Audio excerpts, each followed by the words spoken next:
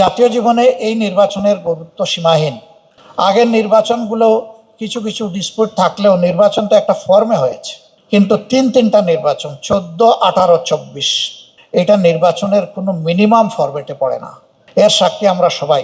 এখন যাদের বয়স 35 থেকে 36 তারা জীবনে একটা ভোটও দেওয়ার সুযোগ পায়নি, যদিও তাদের 3বার ভোট দেওয়ার কথা। তাদেরকে ডিপ্রাইভ করা হয়েছে, সারা নেশনকে ডিপ্রাইভ করা হয়েছে। এখন আগামী ইলেকশনটা কেমন হওয়া উচিত?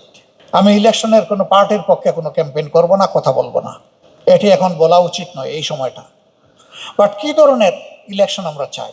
আমরা এমন একটা নির্বাচন চাই যেখানে প্রত্যেকটি ভোটার নাগরিক ভোট সেন্টারে যাবে উইথ প্লেজার অ্যান্ড কমফর্ট। তার সামনে অন্য কোনো চ্যালেঞ্জ থাকবে না, অন্য কোনো চিন্তা থাকবে না যে আমার ভোটটা আমি দিতে পারবো তো, ভোট দেওয়ার পরে আমার ভোটের রেজাল্ট এবং রিফ্লেকশন আমি পাবো তো, এরপরে রেজাল্ট যখন হবে তখন আমি আমার প্রত্যাশার দেশটি সমাজটি আমি পাবো তো, এই ধরনের প্রশ্ন তার মধ্যে জাগবে না। যদি সেই পরিবেশ আমরা নিশ্চিত করতে পারি তাহলে এই নির্বাচন হবে সুষ্ঠু, নিরপেক্ষ এবং গ্রহণযোগ্য। আমাদের দিক থেকে আমরা ফুললি কমিটেড। আজকেও ইউরোপিয়ান ইউনিয়নের চিফ অবজারভেশন টিমের যিনি চিফ, আমরা একসাথে বসেছিলাম। ওনাকে যখন বললাম যে আমরা এই নির্বাচনকে একটা আইকনিক নির্বাচন হিসেবে দেখতে চাই, যেটা আমাদের প্রধান উপদেষ্টা বলেছেন, যেটা নির্বাচন কমিশন বলছে, আমরা এটাকে কথায় নয় কাজে দেখতে চাই। এবং এইটাকে এইভাবেই যদি আমরা দেখতে চাই তাহলে আমাদের প্রত্যেকটা ভোটিং বুথকে সিকিউর করতে হবে। এর জন্য প্রয়োজন হবে প্রত্যেক বুথে সিসি ক্যামেরা সেট করা। এ দাবি আমরা মূল থেকে করে আসছি, কিন্তু আমরা আমাদের সরকার এবং ইলেকশন কমিশনকে রিলাক্টেন্ট দেখতে পাচ্ছি। Where is the problem? মানি 28 লক্ষ কোটি টাকা বাংলাদেশ থেকে লন্ডার করে বাইরে পাঠানো হয়েছে, আর এর বাইরে আরও যেগুলো লুট করা হয়েছে সেটার হিসাব কিন্তু কেউ জানে না। এ দেশ ওই দিক থেকে গরিব নয়। এই চুরি চামারি বন্ধ করলে এই দেশ সামনের দিকে জাম দিয়ে এগিয়ে যাবে। এখানে যদি 500 কোটি 1000 কোটি টাকা লাগে এটা অবশ্যই করা উচিত, কারণ একটা গুড গভর্নেন্সের পূর্ব শর্ত হচ্ছে একটা ফেয়ার অ্যান্ড গুড ইলেকশন।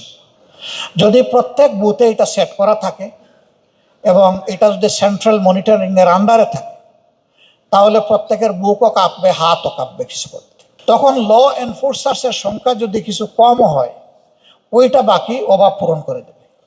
এটা সেনাবাহিনীর পক্ষে সম্ভব নয়। আমাদের দেশে 40,000 42,000 সেন্টারে এইরকম সেনাবাহিনী ডিপ্লয় করা, এটা আমরাও বুঝি এটা সম্ভব না। কিন্তু ওই সেনা সেখানে সিট করে দিলে সেনাবাহিনীরই গ্যাপটা ফিল আপ করে।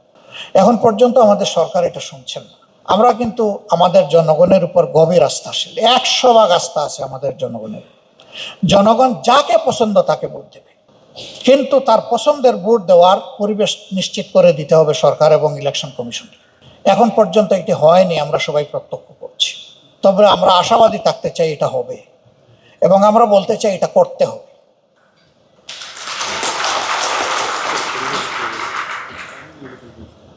কেউ যদি না পারেন তার সরে যাওয়া উচিত, যে পারবে সে এসে করুক।